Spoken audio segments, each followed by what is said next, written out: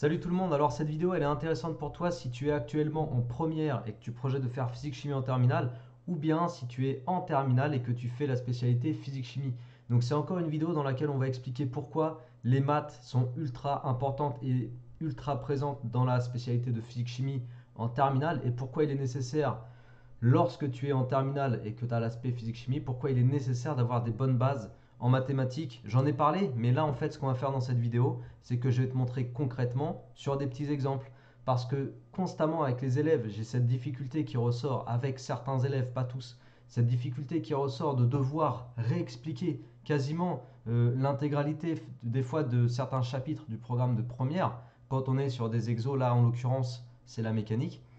Alors qu'en fait, ce sur quoi on devrait se concentrer quand on est en terminale et qu'on aborde la mécanique, par exemple, c'est de comprendre le cours du moment, tu vois. Sauf que avec certains élèves, on a besoin de toujours réexpliquer le passé et on perd un maximum de temps et du coup, c'est pas du tout efficace. Donc là, en fait, très simplement, si tu es en première, c'est pas un problème, tu vois, je vais t'expliquer cet exercice. En fait, j'ai pris que des petites applications pour lesquelles les outils finalement de terminale sont très très légers. Donc je vais te dire ce qui est nécessaire de connaître du cours de terminale, mais en fait ce qu'on a dans ces exercices qui sont de niveau terminal, physique-chimie, on a uniquement ou quasiment uniquement de l'application de maths de première. Voilà, tout simplement. Donc on y va, on va regarder déjà cet exercice-là. Tu vois, l'exercice s'appelle chute de la tour Eiffel et dessous on t'indique que le but, en fait, ce qu'on va mettre en application dans cet exercice, c'est de la dérivation.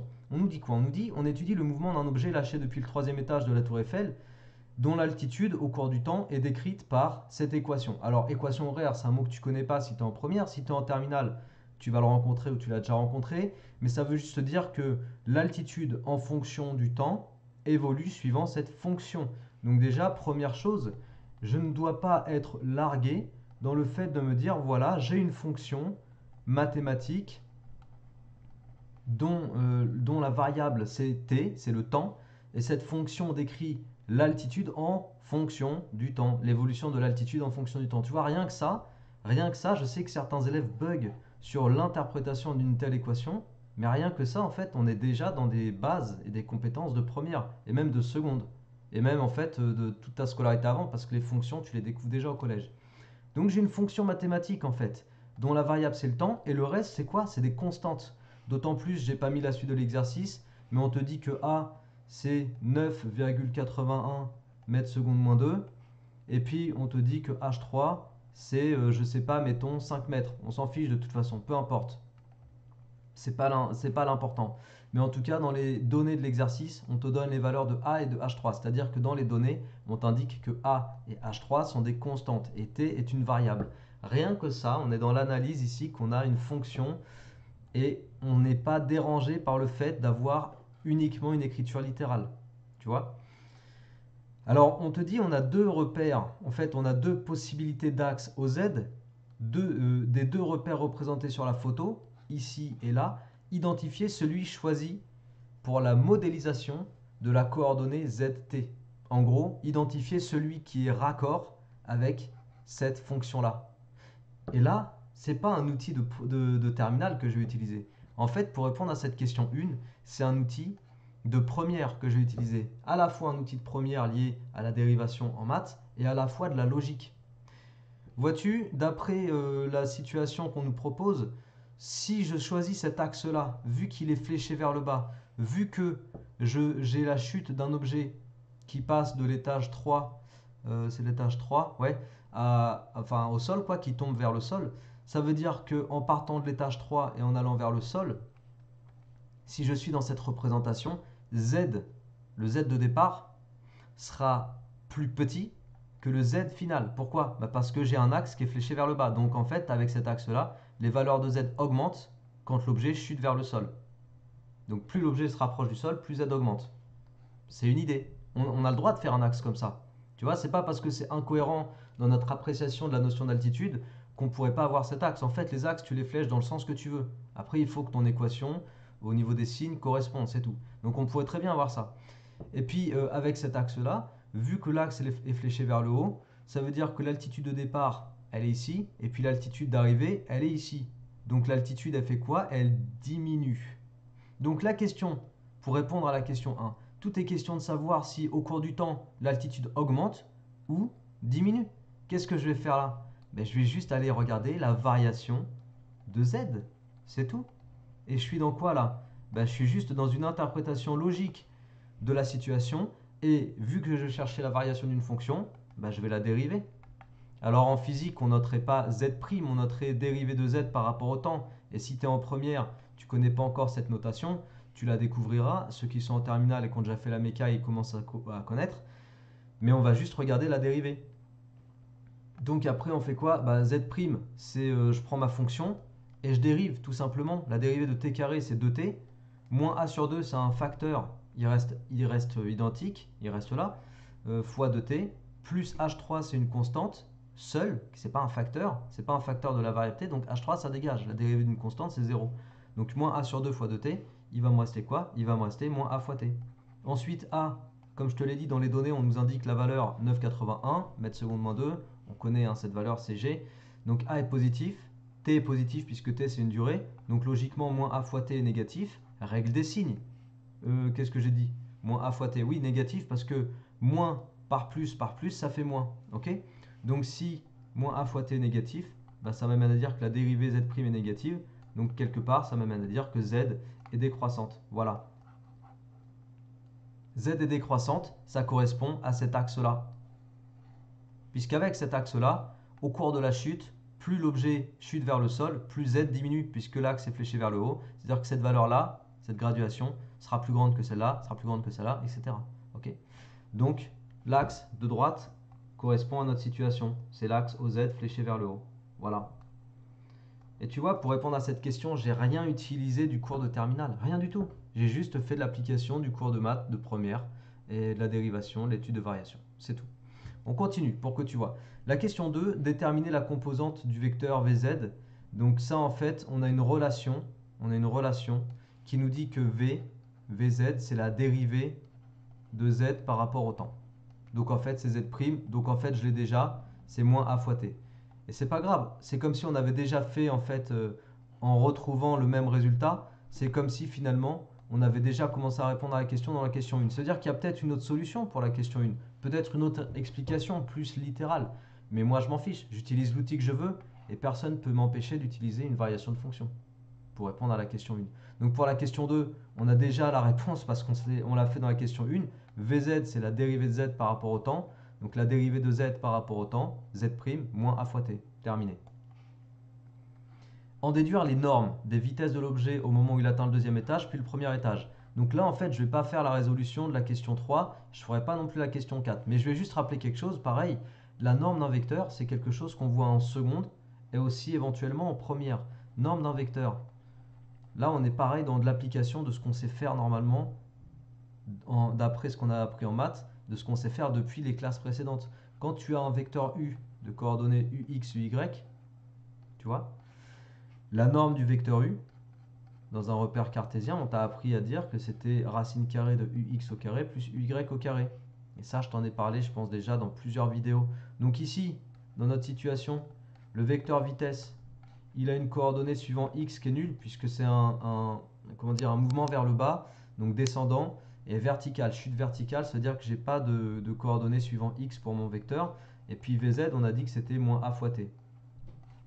Voilà. Donc du coup, la valeur de la vitesse, c'est-à-dire la norme du vecteur vitesse, c'est racine carrée de vx au carré plus vz au carré, c'est-à-dire racine carrée de vz au carré seulement, parce que vx ça vaut 0, donc vx carré vaut 0, et racine carrée de vz au carré, on rappelle ici que racine carrée de x au carré, contrairement à une croyance largement répandue qui consisterait à dire que c'est égal à x, non, racine carrée de x au carré, c'est valeur absolue de x, compétence de première spémat, chapitre fonction de référence, dans lequel, je crois que ça s'appelle fonction de référence, dans lequel on t'apprend à manipuler la fonction valeur absolue, tu vois. Donc là, on est sur une compétence de première.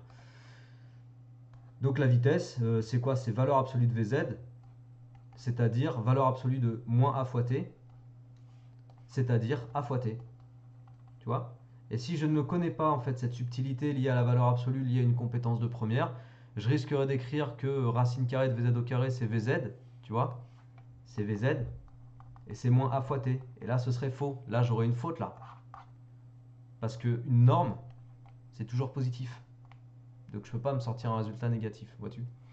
Voilà, ça c'était le premier exemple de situation où on utilise beaucoup de maths. Et finalement, la seule chose de première, de terminale, pardon, dans cet exercice, c'est au moment où on doit dire que Vz, c'est la dérivée de z par rapport au temps. Ça, je te passe le détail, ça fait partie du cours de terminale. Mais tout ce que je raconte par ailleurs, c'est que du niveau première, niveau maths. Deuxième situation. Tu vois, on est dans un exercice ici où on a une analyse de graphe. Indépendamment du contexte, je vois un graphique.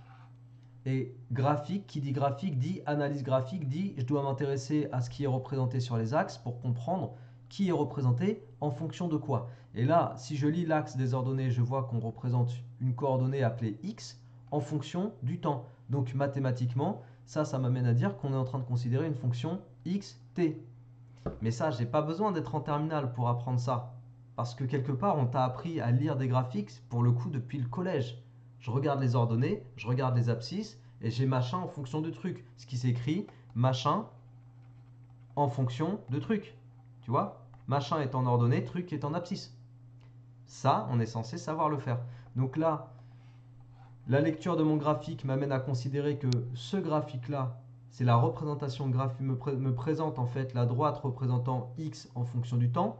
Et on me demande dans la question 1 l'équation horaire xt, traduction d'équation horaire. Bon là pour le coup c'est vrai qu'équation horaire c'est plutôt un mot qu'on rencontre en terminale, c'est la fonction. C'est la fonction. On dit horaire parce que la variable c'est le temps. Voilà, c'est tout. Mais en gros, déterminer l'équation horaire xt, déterminer la fonction xt à l'aide du graphique. Donc j'ai une droite, qu'est-ce que je dois savoir faire quand j'ai une droite et qu'on me demande l'équation? Je dois savoir faire une lecture de coefficient directeur et d'ordonnées à l'origine. Et là on est sur des compétences de première, même de seconde, parce qu'on apprend en seconde à lire les coefficients directeurs. Donc j'ai besoin de 2 points pour lire un coefficient directeur, tu vois. Je sais que la fonction xt est une fonction affine, donc elle aura une équation de la forme mt plus p. Alors je ne mets pas mx comme en maths, puisque là la variable c'est le temps, c'est t. Donc m fois la variable plus p, l'ordonnée à l'origine, coefficient directeur, ordonnée à l'origine. Tout ça, je dois savoir le faire, ça doit venir rapidement. Si je suis en terminale et que je bloque sur ça, mais je vais galérer sur beaucoup d'autres choses. Donc si tu es, encore une fois, en première, je disais en début de vidéo que cette vidéo, elle peut être intéressante pour toi si tu es en première et que tu projettes physique-chimie en terminale. Elle est intéressante aussi pour toi si tu es, en terminale et que tu fais physique-chimie. Donc si tu es en première et que tu projettes physique-chimie en terminale, mets-toi bien au point sur ces choses-là parce que ça va te servir l'année prochaine. Il faut que tu sois bien conscient que tous ces outils vont être utilisés en physique-chimie, notamment en terminale, et puis au-delà, si après tu veux continuer des études scientifiques. Le coefficient directeur, le coef directeur, qu'est-ce que je peux en dire du coef directeur? Le coefficient directeur, j'ai besoin de 2 points qui tombent juste, dont je peux lire rapidement les coordonnées. Le point là que je t'ai mis en rose, il a pour coordonnées 0,3. Abscisse ordonnée. Je prends celui-là qui a pour coordonnées 6, 0. Voilà, ils sont faciles ces 2 points. Et je vais calculer mon coefficient directeur en faisant delta ordonnée sur delta abscisse. Donc delta ordonnée, ça me fait 3 moins 0 sur delta abscisse. Toujours dans le même ordre, ça fait 0 moins 6. Tu vois, j'ai fait ordonnée de lui moins ordonnée de lui. Et après, du coup, pour les abscisses, je reprends abscisse de lui en premier, moins abscisse de lui en deuxième. Du coup, je conserve le même ordre en haut et en bas. Chose qu'on t'apprend à faire dans les exercices de lecture de coefficient directeur. Moins 3 sixièmes, ça fait moins 1 demi. Voilà, c'est bon, j'ai mon coef directeur. Pas besoin de chercher midi à 14h. Après, lecture de l'ordonnée à l'origine. Bon, l'ordonnée à l'origine, ici, elle est lisible tout de suite. L'ordonnée à l'origine, elle vaut 3. Pourquoi? Parce que c'est la valeur de l'ordonnée du point en lequel la droite va couper l'axe des ordonnées. En fait, c'est l'ordonnée du point d'abscisse 0. L'ordonnée à l'origine. En fait, tout est dans le titre. Ordonnée à l'origine. Quand je suis à l'origine, quelle est l'ordonnée du point où je coupe l'axe des ordonnées? C'est 3. Donc P égale 3. Voilà. Et donc ça veut dire que l'équation horaire xt moins 1 demi de t plus 3. Terminé. Et pour cette question-là, j'ai besoin de quoi? Est-ce que j'ai besoin d'un cours de terminale? Non, pas du tout. J'ai besoin de mes compétences de première, de seconde, de collège, mes compétences générales en maths. Je ne vais pas faire la suite de l'exercice. On va juste regarder une dernière situation parce que là, tu vois, j'ai la situation où je peux lire directement l'ordonnée à l'origine. Donc je voulais te proposer aussi une situation où je ne peux pas lire directement l'ordonnée à l'origine. On est sur cet exo-là. Donc cet exercice, à un moment donné, on te demande de connaître l'équation de cette droite-là, de cette portion de droite. Donc la droite qui est en rose. Hop, je la représente si tu veux. On va essayer de faire ça mieux. Voilà. Donc là, tu vois, concrètement, je ne peux pas aller faire la lecture de l'ordonnée à l'origine parce que je n'ai pas la graduation, parce que ce n'est pas précisé. Donc il va falloir faire autrement ici. Alors, pour le coefficient directeur, donc ici sur le graphique, c'est l'évolution de la vitesse par rapport au temps. Donc, entre 5 secondes et 9 secondes. Entre 5 secondes et 9 secondes, la vitesse par rapport au temps, elle va avoir une expression de la forme m fois t plus p. Fonction affine parce qu'elle est représentée, l'évolution de cette vitesse par rapport au temps, par une droite, donc équation affine. Je cherche le coef directeur, je cherche l'ordonnée à l'origine. Pour le coef directeur, j'ai 2 points, je te les ai montrés ici. Lui, il a pour coordonnées 5, 20, et lui, il a pour coordonnées 9, 0. Donc coefficient directeur m, ça me fait 20 moins 0, 20 moins 0 sur 5 moins 9. 5 moins 9. C'est-à-dire 20 sur moins 4, c'est-à-dire moins 5. Coefficient directeur, c'est fait. Je vérifie par ailleurs que le coefficient directeur est négatif. C'est cohérent et compatible avec le fait d'avoir une droite décroissante. Compétence de première et compétence de seconde. Mais oui, on le voit en seconde, de mémoire. Le coefficient directeur, s'il est négatif, la droite est décroissante. Ordonnée à l'origine. Alors pour l'ordonnée à l'origine, tu vois, j'ai donc V de t qui est égal à moins 5t plus p. Je ne connais pas encore p. Je vais utiliser l'un des 2 points, en fait les coordonnées d'un des 2 points, pour aller construire une équation et isoler p. Ce point-là, il appartient à la droite, donc ces coordonnées vérifient l'équation de la droite. Donc 20 égale moins 5 fois 5 plus p. En fait, je remplace ici. Dans l'équation v de t, je vais prendre cette valeur-là de v de t, là, 20. 20 égale moins 5 fois le temps correspondant, bah, c'est 5. Moins 5 fois 5 plus p. Et là, j'ai quoi? J'ai juste une petite équation à résoudre en fait. 20 égale moins 25 plus p. Et ça fait p égale 20 plus 25, 45. Voilà, fini. Et du coup, j'ai l'équation horaire de v de t. V de t égale moins 5t plus 45. Terminé.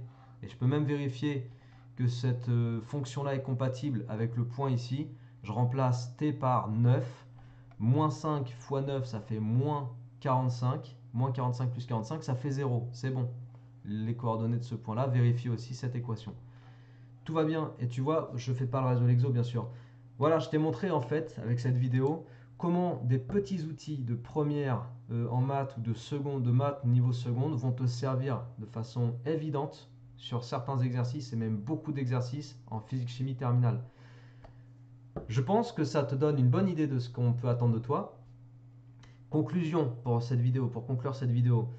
Si tu es en première, mets-toi bien au point dans ta tête sur le fait que énormément de choses que tu es en train de découvrir, notamment sur la dérivation, vont te servir. Je peux te dire les choses importantes, grosso modo, sur la classe de première en maths. Dérivation, donc étude de fonction, exponentielle. C'est des choses qui vont revenir de façon évidente en physique-chimie. Et bien sûr, tout le calcul littéral, transformation d'écriture, factorisation, tout le tralala. Et surtout, calcul littéral. Voilà, si tu es en terminale et que tu as des difficultés là-dessus, il faut que tu saches évaluer et identifier les difficultés, mettre le doigt dessus et aller les résoudre. Parce que de toute façon, tant que ces difficultés, tu ne les résous pas, tant que tu n'as pas identifié que la raison pour laquelle tu ne sais pas produire de résolution de ce genre d'exercice, c'est parce que tu as des manques en mathématiques, tant que tu n'as pas identifié ça, si tu ne sais pas faire lui, le 22, là, position d'arrêt, tu ne pourras pas faire les exobilans. Il n'y a pas de raison en fait que tes problématiques se résolvent en passant sur les exos de fin de chapitre. Donc il faut que tu identifies le problème et après que tu ailles le résoudre. Ça veut dire recomprendre rapidement grosso modo comment faire ci, comment faire ça. Parce qu'après c'est des techniques en fait qu'on attend de toi. On ne va pas attendre de toi que tu saches refaire tout le programme de première spé maths. On va attendre de toi surtout que les techniques particulières et spécifiques, tu saches les reproduire. Exemple, lire une fonction affine sur un graphique. Ça c'est classique. Ça c'est classique. Ou exemple précédent, faire du calcul de dérivée. Voilà. Donc j'espère que cette vidéo t'a plu et qu'elle est utile pour toi. Si c'est le cas, bah super cool. Je pense que dans une vidéo assez proche, donc très prochainement, les jours prochains, je vais parler d'un truc que je commence à découvrir là autour de moi et qui me sidère littéralement, mais je vais en parler à part. C'est les élèves du coup qui arrivent en terminale spé physique chimie sans avoir fait spé maths en première. Je répète, les élèves qui arrivent en terminale et qui font spé physique chimie sans avoir fait spé maths en première. J'en vois de plus en plus et je suis très surpris du phénomène, on en parlera et tu peux déjà commencer à me dire ce que tu en penses si tu veux dans les commentaires. Les amis, sur ce, bonne rentrée. Je tourne cette vidéo la veille de la rentrée des vacances de la Toussaint 2021. En même temps, c'est une manière pour moi de vous souhaiter une bonne rentrée à toutes et à tous, de bien travailler, de bien vous mettre au clair. On est en plein dans les trimestres importants pour les notes. Pour ceux qui sont en terminale, mettez-vous au clair sur les lacunes. Résolvez les lacunes, résolvez tous les petits points d'interrogation qui traînent à droite à gauche. On se met au clair, on fait le taf, on bosse, on bosse, on bosse, on se pose les bonnes questions, on progresse et on réussit. Ok? À très bientôt, bon courage à toutes et à tous. Salut!